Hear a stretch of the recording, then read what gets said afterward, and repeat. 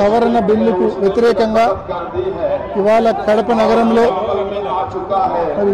ఇంత పెద్ద ఎత్తున ఈ లాంగ్ మార్చ్ చేయడం జరిగింది.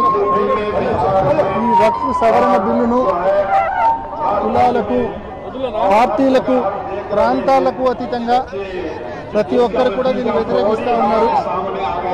ఇవాళ ఒకరికి తీవ్రమైన అన్యాయం జరిగినప్పుడు మరొకరు స్పందించకపోతే మరుసటి రోజు అందరికీ అన్యాయం జరిగే పరిస్థితి ఉంటుంది. ఈరోజు సవరణ బిల్లు ఏదైతే ఉందో ఇది anti constitutional, anti secular, anti national. ఇవాళ మన భారతదేశము రాజ్యాంగానికి, కాన్స్టిట్యూషన్ ఆఫ్ ఇండియాకు బౌండ్ అయి ఉంది.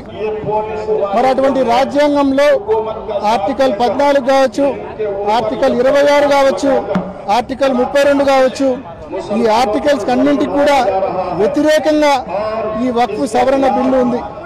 కాబట్టి ఈ బిల్లును దేశవ్యాప్తంగా ప్రతి ఒక్కరు కూడా కులాలకు, పార్టీలకు, ప్రాంతాలకు అతీతంగా ప్రతి ఒక్కరు కూడా వ్యతిరేకిస్తూ ఉన్నారు. వైఎస్ఆర్ కాంగ్రెస్ పార్టీ తరఫున జగన్మోహన్ రెడ్డి గారు ఇచ్చిన పిలుపు మేరకు ఇప్పటికే లోక్సభలో, రాజ్యసభలో ఈ బిల్లును పూర్తిగా వ్యతిరేకించడం జరిగింది.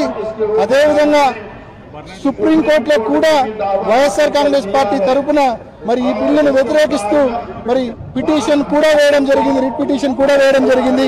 కాబట్టి అన్ని రకాలుగా వైఎస్ఆర్ కాంగ్రెస్ పార్టీ ఈ అన్యాయాన్ని ఎదిరించడానికి మరి వక్ఫ్ సవరణ బిల్లును వ్యతిరేకిస్తూ మరి సమాజానికి తోడుగా ఉందనే విషయాన్ని మీ అందరికీ తెలియజేస్తూ, ఖచ్చితంగా కేంద్ర ప్రభుత్వం ఏదైతే అనైతికంగా, అన్కాన్స్టిట్యూషనల్ గా ఈ బిల్లు పాస్ చేసిందో ఈ బిల్లును ఉపసంహరించుకునే వరకు తప్పకుండా ఇటువంటి అజిటేషన్ కార్యక్రమాలు తప్పకుండా రాబోయే రోజుల్లో మరింత ఉధృతంగా జరుగుతాయని కూడా తెలియజేసుకుంటున్నాం.